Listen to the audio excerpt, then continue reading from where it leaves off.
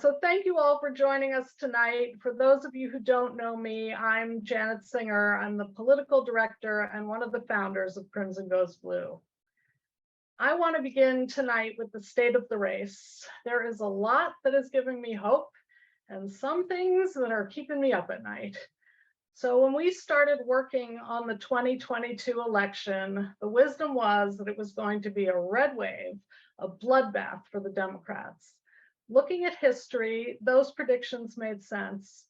Midterms are typically a referendum on the president and his party. Joe Biden's approval ratings have been very low. Democrats were exhausted. It took a long time to fulfill some of the many promises Democrats had made during the 2020 election. And then came $5 a gallon gas. So you can't fault people for having a negative view of our chances. But I, being a glasses half full kind of person, did see some rays of hope even in those earlier days.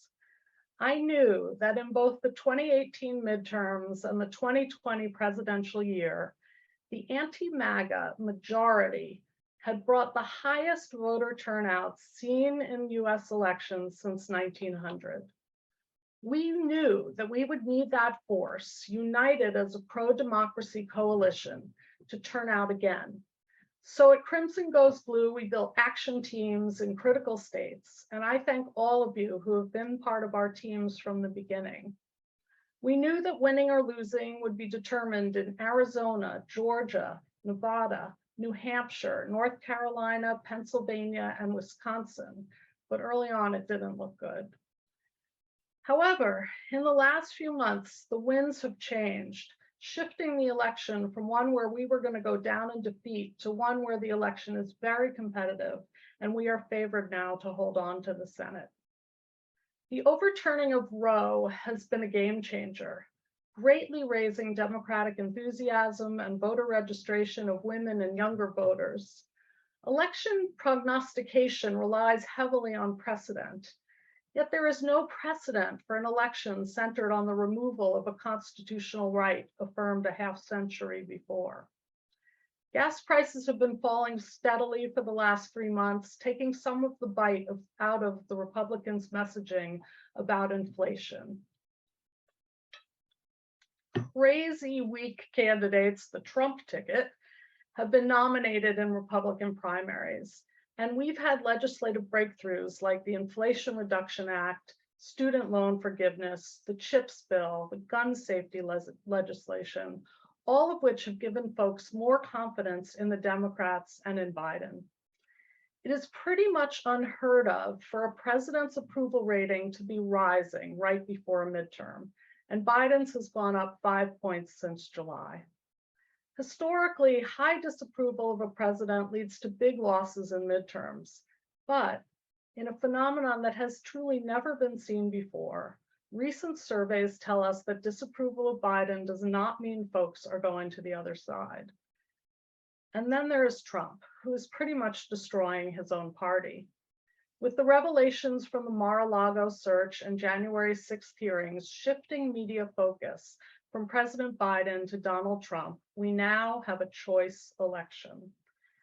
And when Americans have a choice, they typically choose the more moderate option.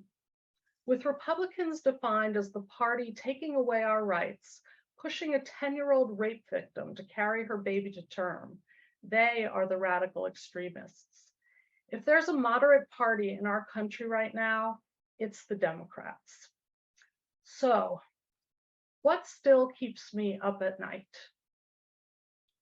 I worry about the threats to our democracy, the active effort that MAGA Republicans are making to make it harder for certain people to vote, and worse than that, their willingness to use violence and intimidation to interfere with free and fair elections. But I am reassured by the giant effort I see from those of us in the pro-democracy coalition working against these forces. Our voter protection team at CGB has been a mighty force doing research on election deniers at all levels of government in the places where election sabotage is a real threat.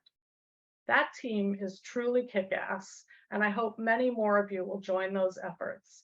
I also worry that the polls showing us leading in nearly every competitive Senate race, Arizona, Georgia, Pennsylvania, Wisconsin, New Hampshire, Nevada, and even Ohio, could be wrong.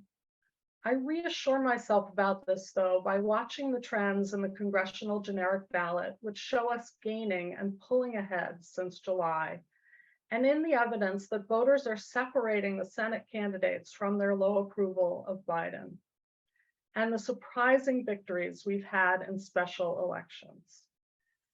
But the biggest thing that keeps me up at night is wondering if volunteers like you will show up to do the labor-intensive work of talking to voters. We know that, along with giving money strategically, talking to voters is the most important thing we can do. I'll be back shortly to tell you the specific high-impact activities you can participate in the 7.5 weeks we have left until the election. I'm really excited about them. So they keep giving us the crazy, and we need to keep doing the work. So please help me sleep at night and ensure that our country doesn't become an authoritarian regime. Join us in the work.